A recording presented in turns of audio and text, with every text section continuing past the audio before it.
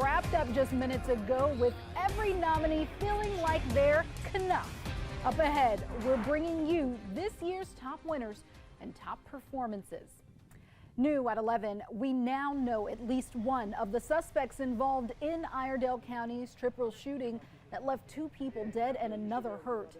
This has been, they were killed by law enforcement in an intense standoff. Now, we first brought you this story last night as breaking news. Thank you for joining us at 11. I'm Naya Hardin. It all started with a triple shooting at this home in northwest Mooresville, where sheriff's deputies found 2 men dead and another critically hurt. The sheriff's office said they were searching for 3 suspects who entered the home in ski masks before the shooting. Now, at least one of them is dead. Take a look at your screen. The Iredell County Sheriff's Office says they quickly found information regarding Justin Strausser and went to his home on Oswald Amity Road in Cleveland, North Carolina. But once deputies arrived, they say Strausser opened fire on them, launching a more than 8-hour standoff. WBTV's Cam Gaskins is joining us now live from the Iredell County Sheriff's Office. Cam, this standoff escalated several times. Can you walk us through how it ended and what else we're learning tonight?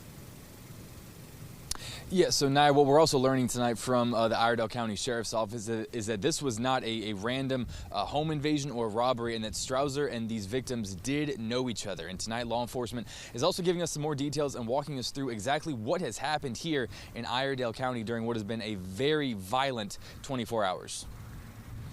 I was halfway scared and halfway calm.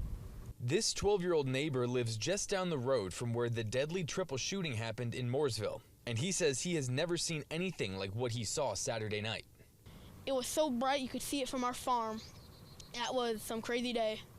This never happened up here before. According to Sheriff Darren Campbell, deputies found 3 men bound and restrained at this house on Home Drive. 2 were inside and 1 was on the back porch. He says the 2 men inside, now identified as Eduardo Cordova and Caleb Loper, were found dead. The 3rd victim is still fighting for his life in the hospital. This young neighbor we spoke with says he saw this white SUV leaving the scene, and Sheriff Campbell says 3 suspects were inside wearing ski masks. Shortly after responding to the shooting, deputies quickly gathered information and found that car here at the house of Justin Michael Strausser on Oswald Amity Road in Cleveland, just 15 minutes from the shooting scene.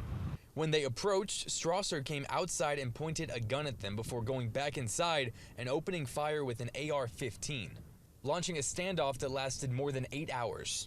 We're told 4 juveniles were inside the house with Strausser, but as of now, it is unclear how or if they are connected. The sheriff says anytime deputies tried to approach, Strausser shot at them numerous times. Sheriff Campbell says early Sunday morning after negotiations failed, deputies deployed gas, forcing everyone out of the home. They say Strausser exited behind the juveniles, then opened fire again at deputies while wearing a bulletproof vest. Deputies returned fire and killed him. The sheriff says deputies and the 4 juveniles were not hurt. The Iredell County Sheriff's Office says narcotics and robbery are considered a possible motive in this triple shooting, but have not confirmed at this time.